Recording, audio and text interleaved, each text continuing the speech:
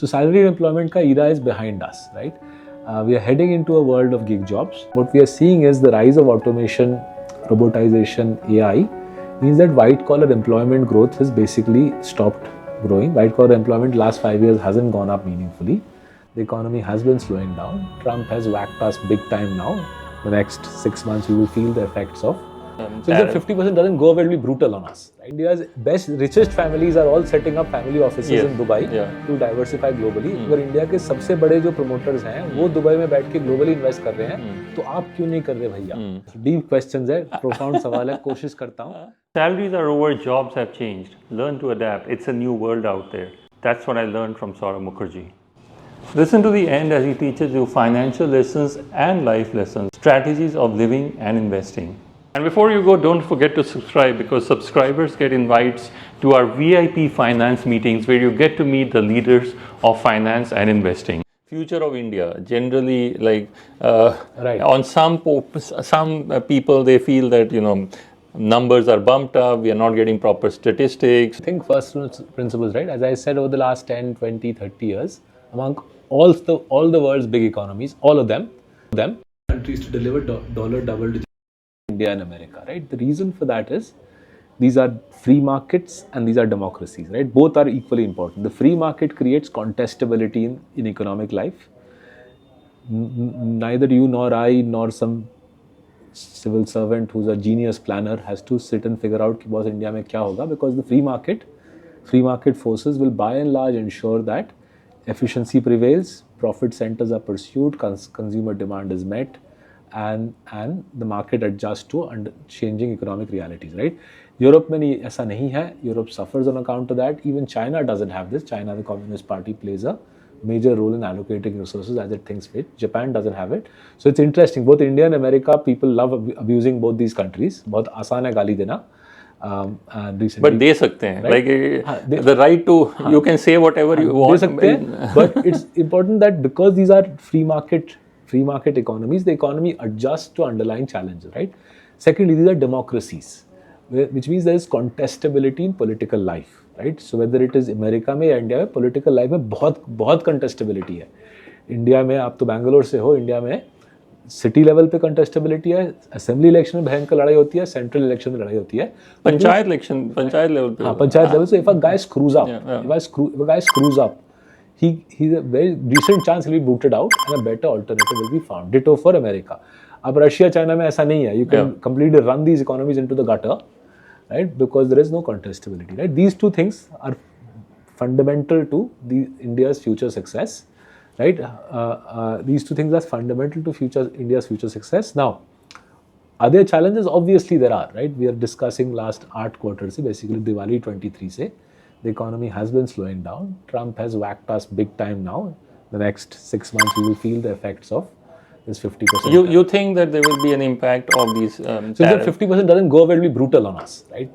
These are labor intensive industries, right? The 50% tariffs, and my reckoning is that deliberately imposed on labor-intensive industries to create maximum political ruckus, right? Textiles, footwear, gems and jewelry, sports goods. These are labor-intensive industries, and if the 50% tariff doesn't get dismantled soon, from September onwards, job losses will begin.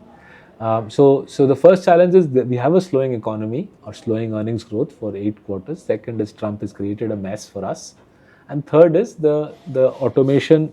But you don't think that with this renewed GST regime and all partial counteraction, right? The Trump hit is bigger, the GST and the middle class tax cut that the FM expedited. But if you were in the government and this regime, this Trump regime continues, these Trump taxes, whatever, the tariffs continue, what would your solution be for to soften the blow, and what would be your prescription? Right. So I think the government is doing what it can. It's trying to revive GST. My reckoning is we will see now in the next couple of months, we'll see the government announcing export relief for exporters. The government will, I think, announce some sort of subsidy as a relief for exporters. I think the government is also likely to announce further production-linked incentives. And the last piece, which there's plenty of talk on since I was born 50 years ago to now, but very little action, is reduction in red tape. Right? It's the red tape which kills small businesses. In the budget speech, the FM spoke about a committee being created to reduce red tape. I think there's some movement on that, but we'll have to see if the government can create the many layers of red tape. For example, in the Marcellus canteen, we can't have hot food. We can't cook food here. We can warm it up in a microwave, but हमारे पास जो stove है, we can't cook food on it.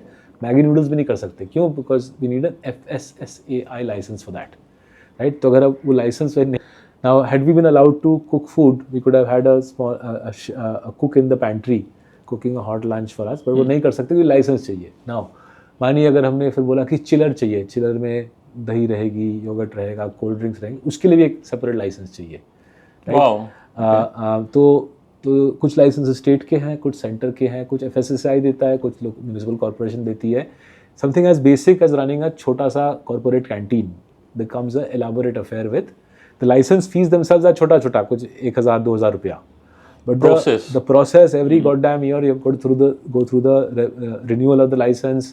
फिर वो inspector आके देखेगा कि तुम्हारी licence कैसी है, तुम्हारा जो कुक स्टोव है वो क्लीन है नहीं है. This sort of nonsense, right, deprives the country. My hunch is that there will be an attack on it by the dispensation in Delhi. Long live that attack. Let's hope that attack plays out. So the government will try to soften the blow, I'm pretty sure, by incentives for exporters or subsidies for exporters, production-linked incentives, and an attack on this elaborate bureaucracy and red tape we have created around every aspect of small business. Effectively, if we are able to create a country where below 500 crores of turnover, you don't get any Inspector Raj ka terrorgiri, that itself will be a major fillip for the country, right? हम 91 में reforms हुए थे, मनमोहन सिंह जी और PV Narasimha Rao ji ने कराए थे. That was the first generation reform. We are sitting here in 2025, there hasn't been any second generation reforms. The first generation reforms helped big businesses, right? It helped the creation of the IT sector. It helped Indian larger businesses benefit from the global economy. There hasn't been a second generation wave of reforms for MSMEs in India. उसकी बेहद ज़रूरत है. We need a layer of reforms, especially red tape reduction, which helps chota companies operate without having to be licensed and permitted and inspected for every second thing, right?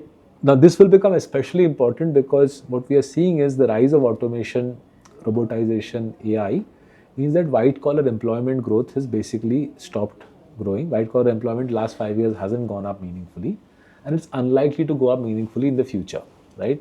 It's highly unlikely that the sorts of companies we have in our Indian portfolio, the HDFC banks, the Bajaj Finances, the Asian Paints, the Titans, it's highly unlikely they're going to employ a lot of people because automation makes it so easy for them to grow the business without lots of headcount. And yet, every year, 8 million new graduates will emerge in India, right? The country will have to figure out how to give livelihood to these new people joining the labor market in the absence of a formal corporate construct in which people can be employed in larger numbers, right? That transition is, I think, the transition India will have to make over the next 3-4 years. We'll have to create a new world where there's plenty of work, but there are very few jobs. There's many different ways to earn a livelihood, but very few of those sources of livelihood involve a conventional corporate job. The gig economy is a legal way to do this. You have been talking about the end of regular employability, end of salaried employment. And salaried employment. Right? We can see it. I can see it in the world I live in. In a way, I saw it 10 years ago, right? And I can see it more clearly now. So salaried employment ka era is behind us, right? We are heading into a world of gig jobs where everybody from the Uber Ola driver to the podcasters, to the social media influencers, to coders, to bot trainers, to financial advisors will all be gig job workers, right? अलग-अलग प्रकार के gig jobs, but they're all gig jobs. We're all self-employed professionals operating in a free market economy. The beauty of India is the country is young. 29 की median age है, so this is very doable. Younger people can adapt to this. Secondly, we have the world's lowest cost mobile broadband.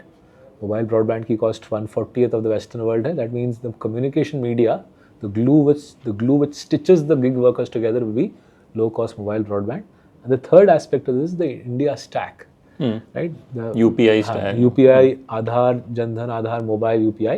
It gives us a way to validate each other's identity, pay each other and transact with each other at very low cost, right?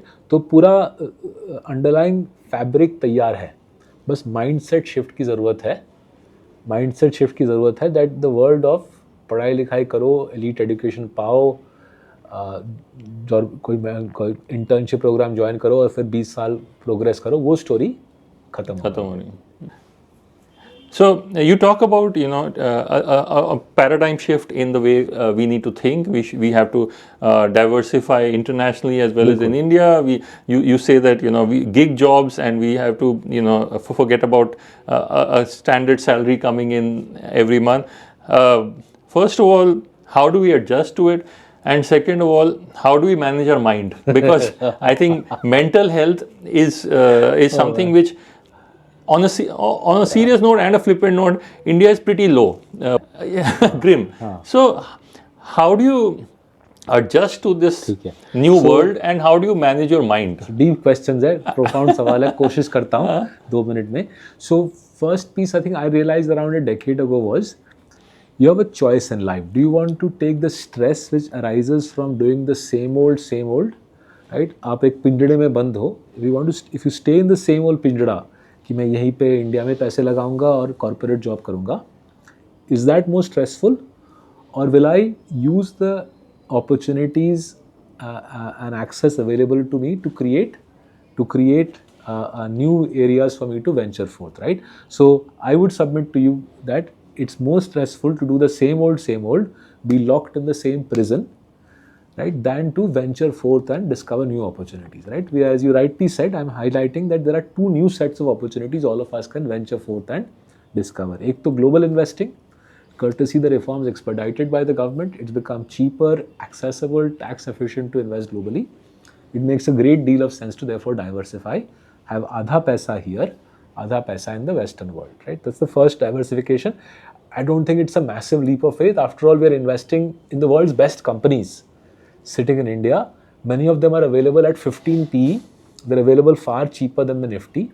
And Bharat सरकार ने आपको पूरी facility दी है कि आप India में बैठ के वर्ल्ड के बेस्ट कंपनीज में वाजिब दाम पे पैसे लगाइए. And if I may say so here, and you may agree or disagree with me, India's largest companies, even the Ambanis of the world, are now diversifying their own portfolio with having the Facebooks and the Googles of the world join them. हाँ बिल्कुल. And more to the point, I was going to say India's richest families are all setting up family offices in Dubai to diversify globally. अगर India के सबसे बड़े जो promoters हैं वो Dubai में बैठ के globally invest कर रहे हैं, तो आप क्यों नहीं कर रहे भैया?